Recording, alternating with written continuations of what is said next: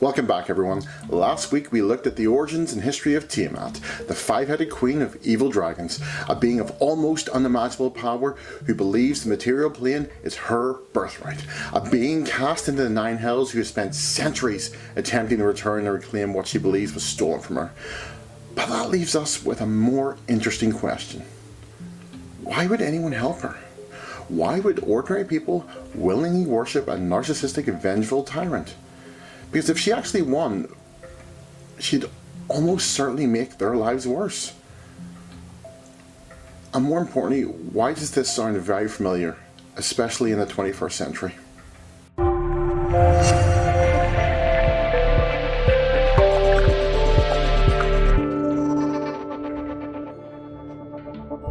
Before we dive in, if you enjoy exploring the psychology behind D&D, fantasy, science fiction, anything like that, I'd really appreciate if you could hit like and subscribe. It generally helps the channel grow and means I can keep making videos like this. And now, let's talk about the psychology of Tiamat.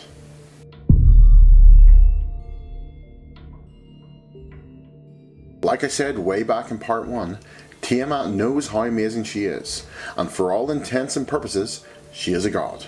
But she is also profoundly narcissistic.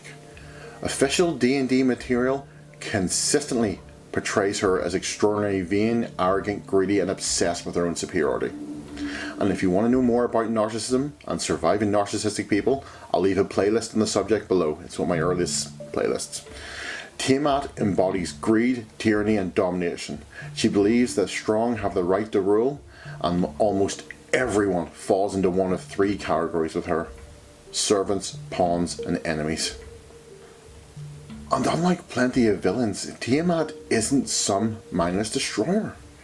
She's incredibly intelligent, she's patient, she's manipulative. Like, why destroy something when you convince it to destroy something for you? That's how she thinks. She builds cults, corrupts rulers, and manipulates her followers. She encourages rivalry between those that serve her. And she is also a rich bitch. She loves wealth. And I don't think we should look at Tiamat's hoard as simply just gold and money. For someone like Tiamat, possessions represent status, and that's every coin, jewel, magical artifact. Even her followers are possessions. They demonstrate her importance, prove that she is greater than everyone else around her.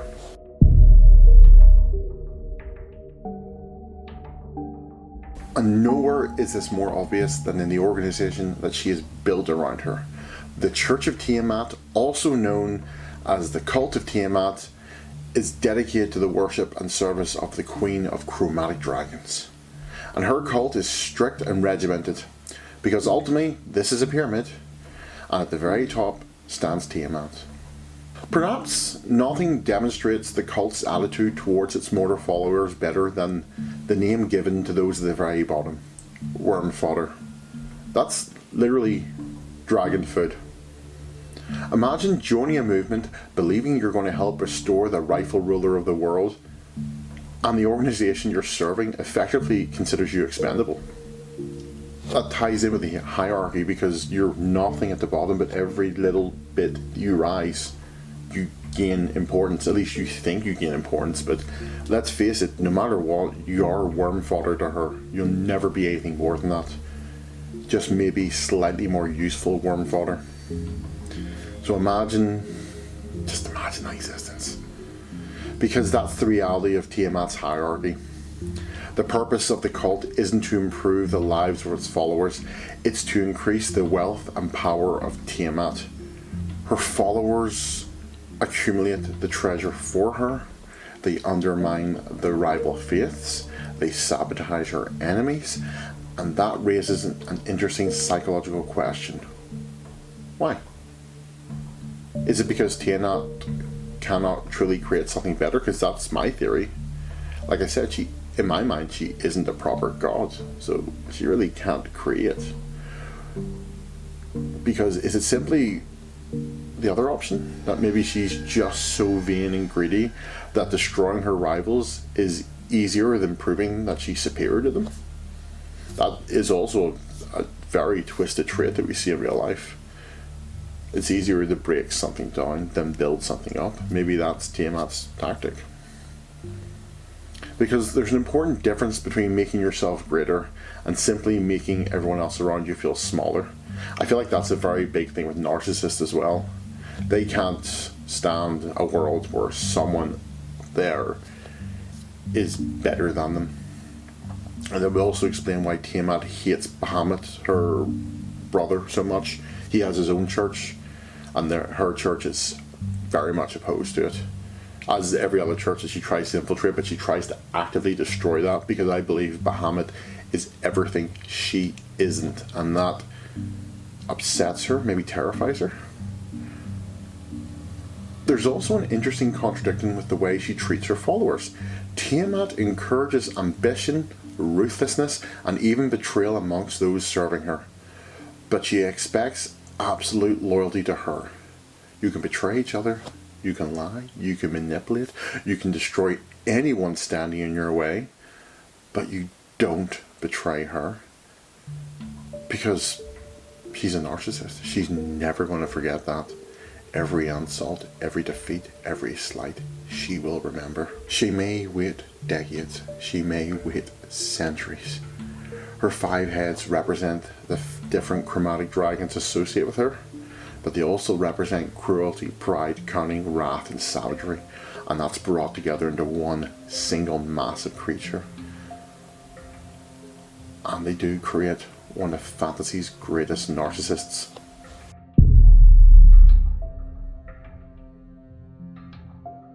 This raises an obvious question. Why would anyone willingly worship a spiteful, vengeful, narcissistic dragon from hell? Well, ironically, sometimes it wasn't because they were evil. I'm sure there are plenty of evil ones, but I'm pretty sure there's plenty that are good, or were good. In the ancient kingdom of Wyrmfodder, I believe that's pronounced, originally people blamed Tiamat for every hardship they experienced. And we do see this in our world. I still see a lot of very hardcore Christians blame Satan for things that go wrong with them. Things that are probably their own fault. But it's easier to blame an abstract entity. The ruling elite encouraged those beliefs because it distracted attention from their own corruption. And eventually, however, when the rulers themselves became too corrupt to ignore, people desperately searched for someone, anyone who could save them. And a cult emerged around Tiamat. Elsewhere, she simply deceived people into following her. And many chromatic dragons worship her as the mother of their race. I'm sure plenty hate her. Maybe there's some that do both. They don't build shrines in their where they live, because that would be letting Tiamat see their horde, so they tend to find massive underground caverns and build shrines to Tiamat there, with a smaller horde for Tiamat. Others see her as an alternative to distant gods. To them, Tiamat represents someone who was unfairly cast down. Like in our own world, maybe that's why some people find the appeal of Lucifer, if you go by the whole Dante's Inferno thing, which is not obviously religion, but some people are pretty stupid. To them, Tiamat represents someone who was unfairly cast down. Someone who promises to return, and someone who will overthrow the existing order. Someone who will restore dragons to their rightful place, with those loyal to them rewarded for their faith. So the dragons will be her dukes. They will rule over the kingdom, while the mortals will rule the material plane in her name, and it'll be utopia. But of course, it's all a lie. But when people feel abandoned, powerless, or desperate, they're often willing to believe almost anything that offers them hope.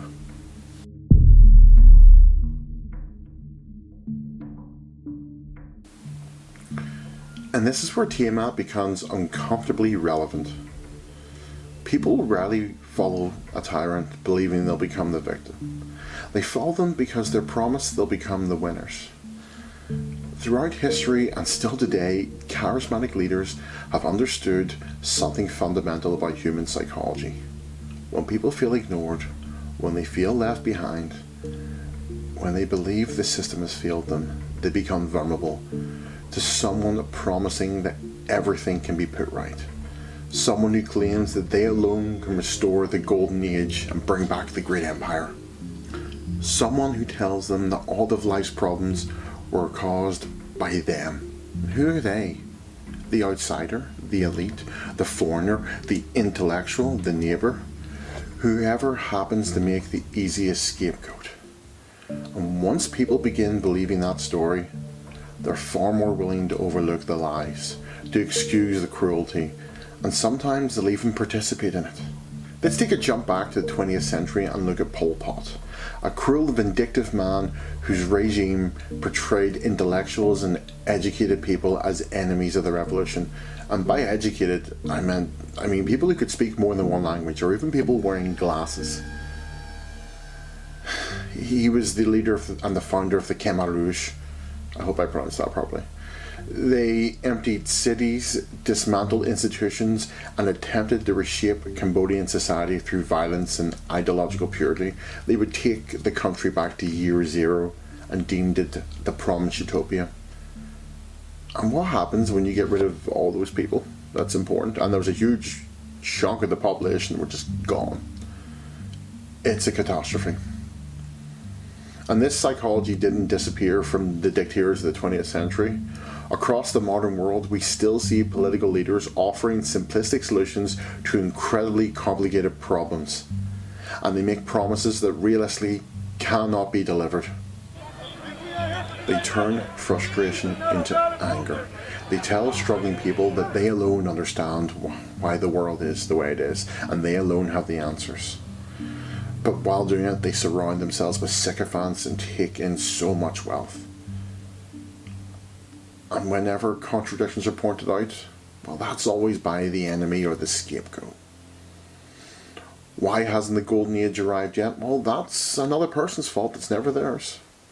And Tiamat? Well, she uses another tactic that should feel very familiar. She uses her cult to destabilize the world around her, creating the very chaos that allows her to present herself as the solution. Again, we can find parallels in the real world. Brexit was sold in part of the promise that the United Kingdom would take back control of its borders. Yet in the years following the 2016 referendum, small boat crossings across the English Channel have increased dramatically. And before Brexit, the UK participated in the EU's Dublin regulation, which provided a legal framework through which, in certain circumstances, asylum seekers could be transferred to another EU country responsible for examining their claim. Leaving the European Union meant we left this system. That doesn't mean that Brexit itself created the small boat crisis. The causes are considerably more complicated than that, but it does mean that one of the mechanisms available to the UK for dealing with this, it's disappeared. And here's where the psychology becomes interesting, because the political consequences of that failure can then become ammunition for some of the very people who campaigned to get rid of those processes in the first place. The problem becomes evidence that the system is broken, and that anger becomes useful, and that chaos becomes opportunity. And the people responsible for selling you that solution can turn around and tell you that the reason that hasn't worked is because you haven't given them enough power yet. And that's the trick. The leader doesn't need to solve your problems, they just need to convince you that somebody else caused them. Because once you believe that, you might excuse lies, you might excuse cruelty, and you might even hand over more power to these people. And Tiamat does exactly the same thing. She presents herself as the rightful ruler of the material plane. It's her birthright, and it's hers by blood. Don't forget, I already told you this back in part 1. She claims that it is hers because she is of the material plane. She was born there, therefore it is hers. That is how she views it. We've heard that kind of talk a lot recently. She claims that she was unfairly cast down. She promises a glorious future where dragons reclaim their ancient greatness and those loyal to her will share in the victory. But it's all an illusion. Tiamat doesn't love her followers, she loves power. If she ever reclaimed the material plane, her followers would well, they wouldn't become equals. They wouldn't even become citizens. At best, they'd be useful servants. At worst, they become another possession. Another treasure for the Dragon Queen to own. That's one of the most fascinating psychological lessons hidden inside D&D. Narcissistic leaders don't necessarily seek loyalty because they care about the people following them. I doubt they really do, especially if they're a narcissist. They seek loyalty because followers can become their possessions, an extension of their will, another symbol of status, another tool to be used, and once that tool stops being useful... What did Tiamat call people at the bottom of the pyramid again? Wyrmfodder. Tiamat doesn't want a kingdom, she wants ownership. And those people making us promises in the real world, they're just the same.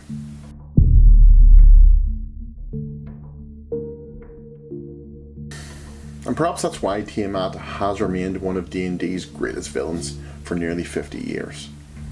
She isn't frightening because she's a five-headed dragon. She's frightening because we've encountered people who think just like her. Maybe not someone capable of breathing fire, lightning, ice, all those things, but someone convinced the world owes them everything. Someone who demands unquestionable loyalty. Someone who never accepts responsibility for their failures. Someone who promises greatness while caring primarily about themselves. And perhaps the scariest part isn't that people like that exist. It's that throughout history, people have willingly followed them. Dragons may be fantasy, narcissists aren't, and neither are tyrants. Thanks for watching.